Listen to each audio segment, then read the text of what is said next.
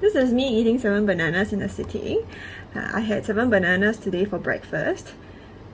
I started eating this way 10 years ago when I first came to a raw vegan lifestyle thanks to Michael Arnstein, Kieran Ryder, Freely, and the 30 Bananas a Day crew. Have I always been eating this way ever since? No. I also had rice, tofu, pasta, beans, tempeh, dates. I love dates. I can never get enough of them, especially in Singapore. After the Ramadan season, it's nearly zero access to medjool dates. I love medjool dates.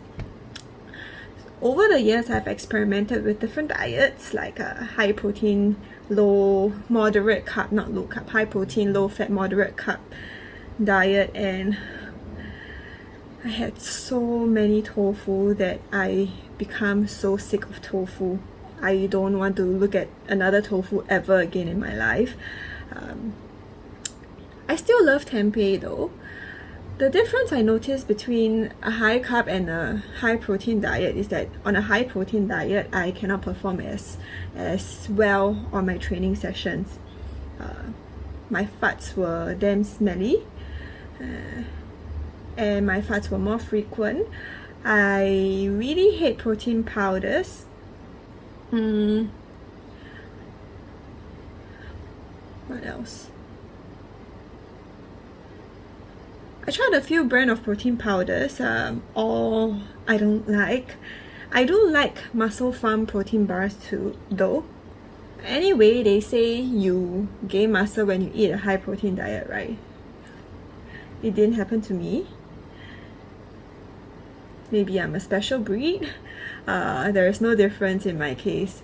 And to keep lean, I had to watch my calorie intake.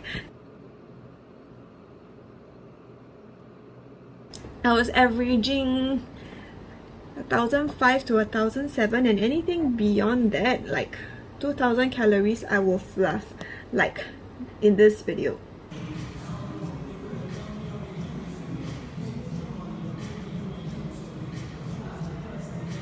It's not like I became overweight, but you could see that there is a little bit of fluff, more water, more fat.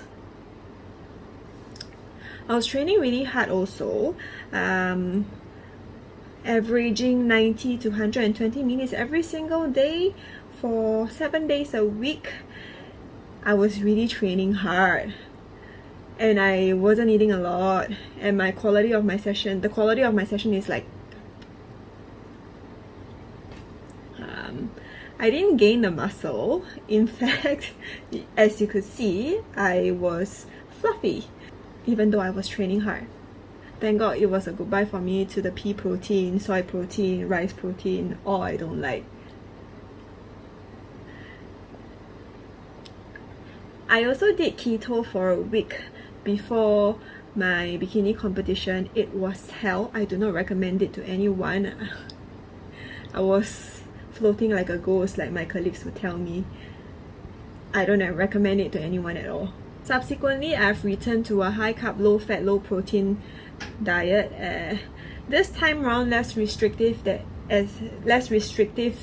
than I was before when I first started.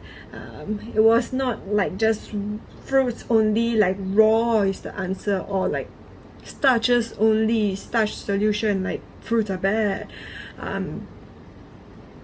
It's not so food exclusive anymore.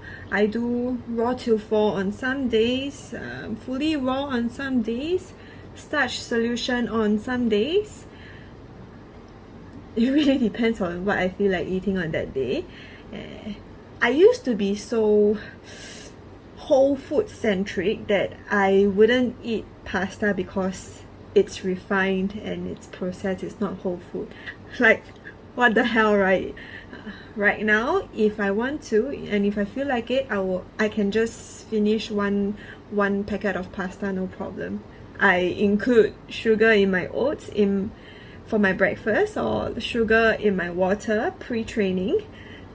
It really helps in your performance. Like, I can vouch, it really helps in performance, putting sugar in your water before your training. during your training also. This is me now.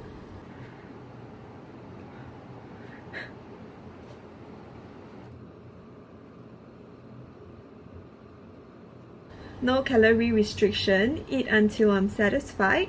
I eat until I'm full. I eat until I don't want to have another bite of banana at all. 7 bananas is a lot, isn't it? It's 700 freaking calories. You know how if somebody else goes to McDonald's and orders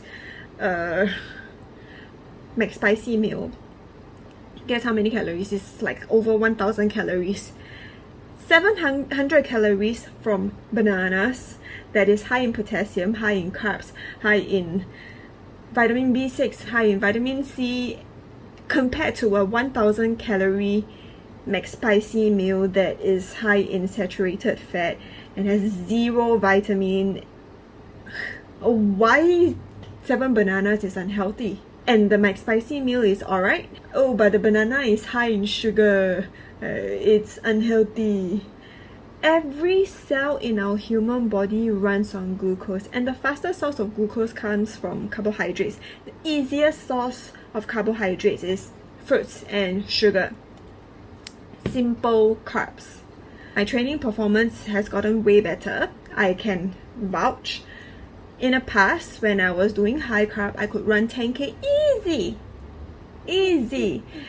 And when I moved on to a higher protein diet, I struggled to finish 10k. I really struggled. It was so much self-talk. I needed to have really pumping music, like who do I usually listen to? Like Big Bang, or the K-pop hyper music, and I still didn't finish the 10k.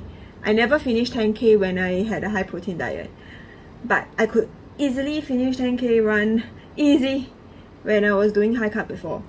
So now, as I do high carb, I can finish 10k easy. There was very minimal self-talk. In fact, no self-talk. I don't need to listen to Big Bang or Blackpink. It's church sermon or audiobooks. I mean, audiobooks we can understand, it's motivating. Church sermon, most people fall asleep during church service, right?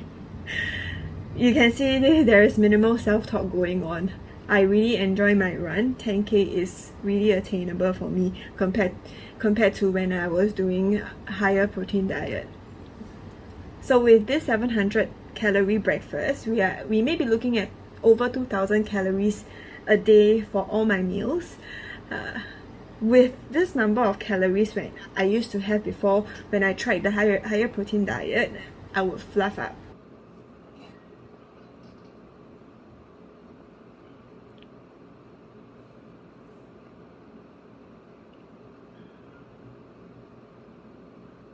But now I don't.